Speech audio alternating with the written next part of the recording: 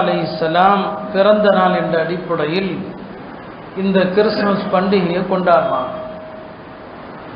நம்மில் சிலர் அறியாமையினாலோ அறிந்தோ இதை கொண்டாடும் விதமாக கிறிஸ்தவர்களுடைய சில அடையாளங்கள், கிறிஸ்துமஸ் மரத்தை பயன்படுத்துவது, ஸ்டாரை பயன்படுத்துவது, அல்லது கிறிஸ்துமஸ் தாத்தாவுடைய அந்த தோற்றத்தை பயன்படுத்துவது, இது போன்ற செயல்களை முஸ்லிம்கள் செய்கிறாங்க.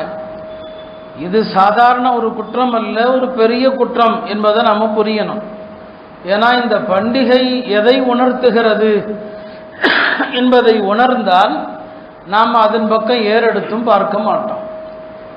இது எதை உணர்த்துது என்பதை நாம் புரியணும். அப்படியானால் கிறிஸ்தவத்தினுடைய உண்மை என்ன? குர்ஆன் அவர்களை பற்றி என்ன சொல்கிறது? குர்ஆன் அவர்களை நசாரா என்று அழைக்கிறது. நசாரா என்றால் என்ன? இது பற்றியெல்லாம் ஒரு சில விஷயங்களை நான் குறிப்பிட விரும்புகிறேன். அருமையானவர்களே, இந்த உலகத்தில் தோன்றிய எல்லா நபிமார்களுடைய மார்க்கத்திற்குமான பொது பெயர் இஸ்லாம்.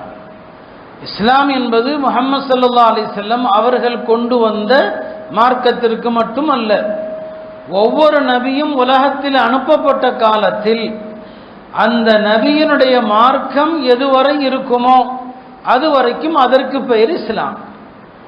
அந்த நபியினுடைய காலம் வரைக்கும் அது இஸ்லாம். அன்றைக்கு அந்த நபியை பின்பற்றக்கூடியவர்கள் முஸ்லிம்கள்.